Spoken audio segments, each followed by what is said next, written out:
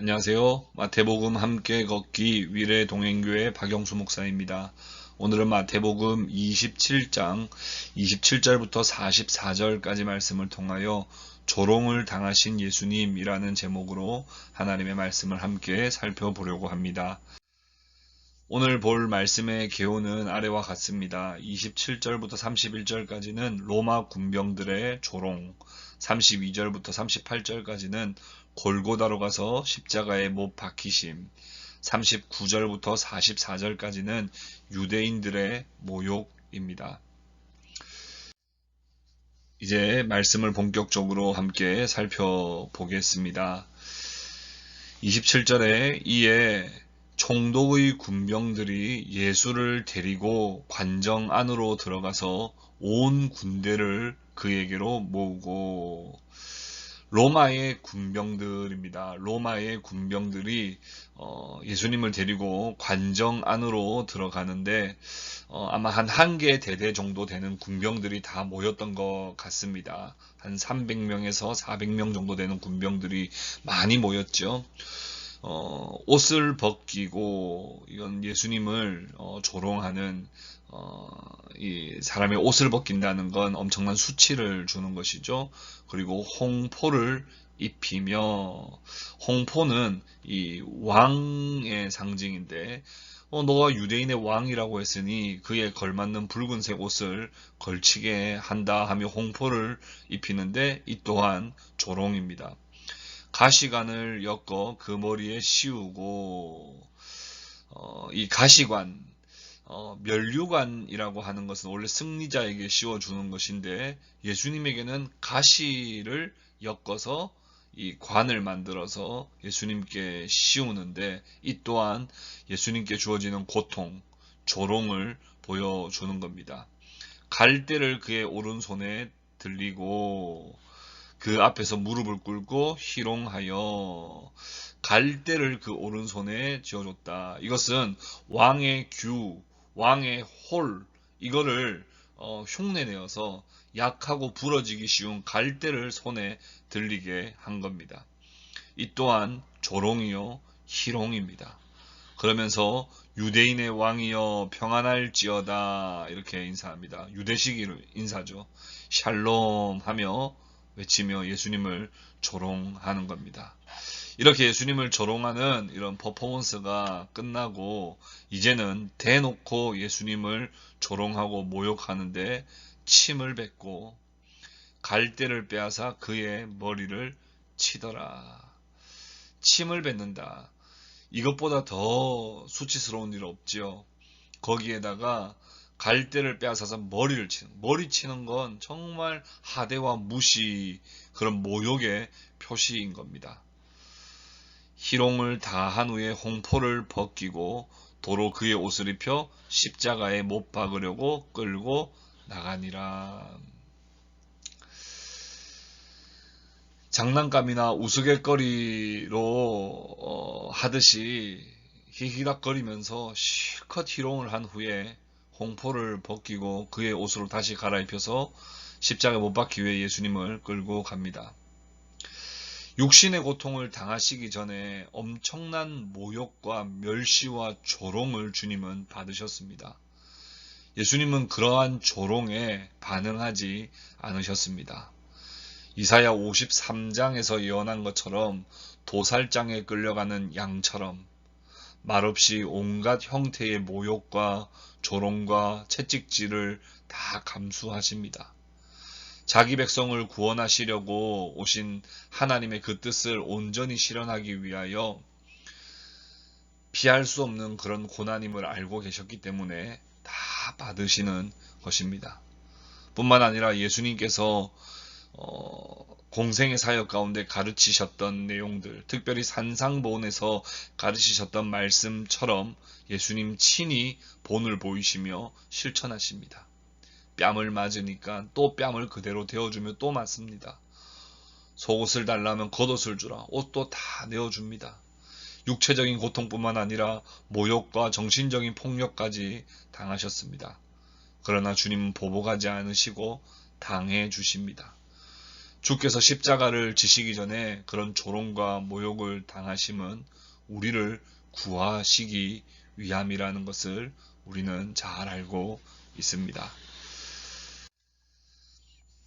골고다라고 가서 십자가에서 우리 예수님은 이제 못 박히십니다. 나가다가 시몬이라는 구레네 사람을 만나매 그에게 예수의 십자가를 억지로 지워 가게 하였더라. 시몬이라는 구레네 사람이 등장하게 됩니다. 로마 군인은 예수님께서 지쳐서 십자가를 지기 힘겨우실 때 구레네 사람 시몬에게 대신하여 십자가를 지게 했습니다. 구레네라고 하는 것은 지역 이름인데 북아프리카 이집트 서쪽에 위치해 있는 지역입니다. 그런데 이름은 시몬이죠. 그러니까 디아스포라 유대인일 수도 있고 아프리카 사람인데 이 유대교를 접했을 수도 있습니다. 구레네 사람 시몬이 억지로 십자가를 지게 되었다는 것이죠. 그러나 이 십자가를 시몬이 억지로 지게 되었지만 이 또한 주님이 시몬을 찾아가심이라는 것을 우리는 알 수 있습니다.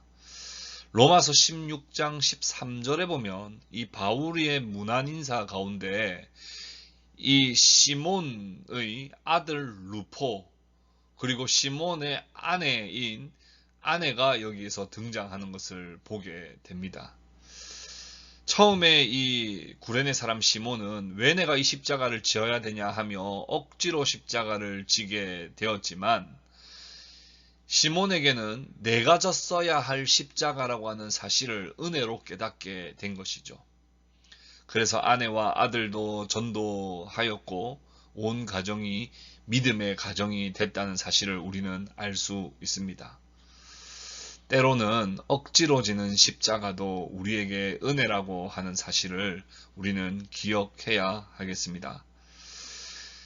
골고다, 즉 해골의 못이라는 곳에 이르러 골고다, 그러니까 해골의 곳이다 이렇게 말합니다. 이 골고다라고 불려왔는 데는 여러 가지 견해가 있습니다.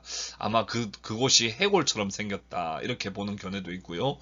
자주 처형을 하던 곳이라서 거기를 골고다라 불렀다 이렇게 하기도 하고 그 주변에 해골이 많이 발견되어서 그곳을 골고다라 했다 이런 견해들도 있습니다. 그러나 확실하지는 않습니다.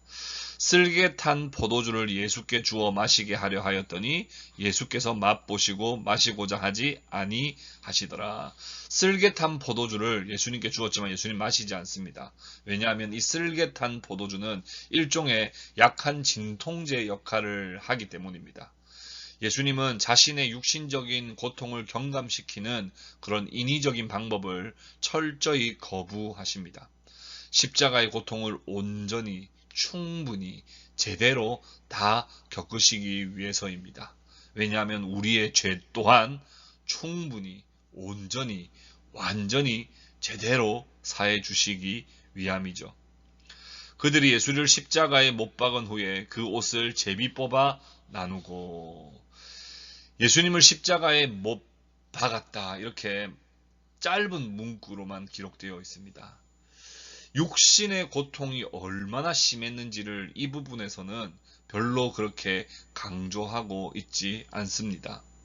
도리어 그 옷을 제비 뽑아 나누었다 라고 하는 것을 통하여 예수님의 육신의 고통도 참 컸지만 수치를 당하시고 모욕을 당하시는 정말 그 예수님의 그 정신적인 또 영적 고통이 얼마나 큰지를 극대화시키고 있습니다. 옷을 제비 뽑아 나눌 때 얼마나 그런 장난치는 웃음소리가 울려 퍼졌겠습니까? 그 머리 위에 이는 유대인의 왕 예수라 쓴 죄패가 붙여져 있었습니다.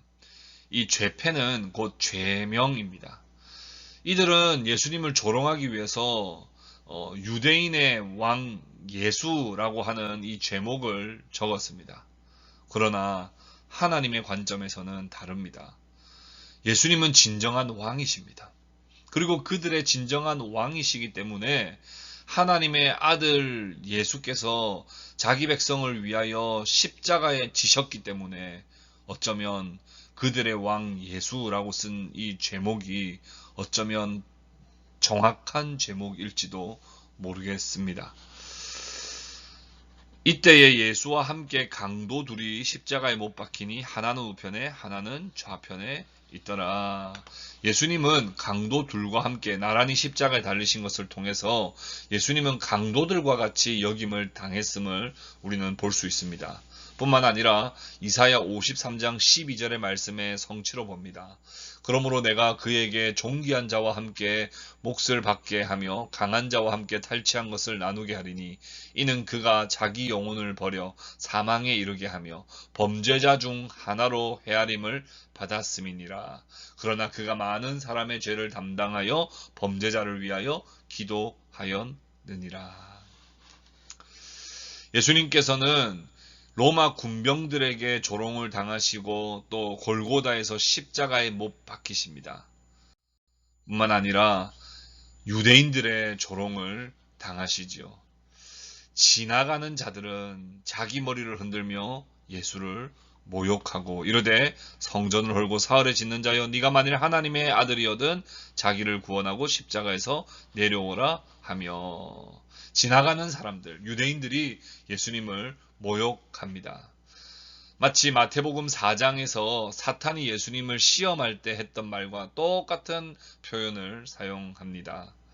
네가 만일 하나님의 아들이면 성전에서 뛰어내리라. 그러면 하나님이 너를 지켜주실 것이다. 라고 하는 사탄이 한 표현을 지나가던 사람들이 똑같이 말하고 있는 것을 우리는 보게 됩니다. 뿐만 아니라 대제사장들과 서기관들과 장로들도 함께 희롱하여 그가 남은 구원하였으되 자기는 구원할 수 없도다. 그가 이스라엘의 왕이로다. 지금 십자가에서 내려올지어다. 그리하면 우리가 믿겠노라. 남은 구원하면서 자기는 구원하지 못한다 하며 조롱하고 있습니다. 백성들과 종교 지도자들이 사탄의 도구가 되어 종노릇하고 있는 모습이 드러나게 됩니다. 예수께서 십자가를 지시는 그 순간에도 사탄은 사람들의 입을 통해 예수님을 계속해서 유혹하고 시험하며 도전하고 있는 것이죠. 영광의 길을 가라고 계속해서 유혹하고 시험합니다. 이 정신적이고 영적인 고난이 사실 육체적 고난보다 더 컸을 것입니다.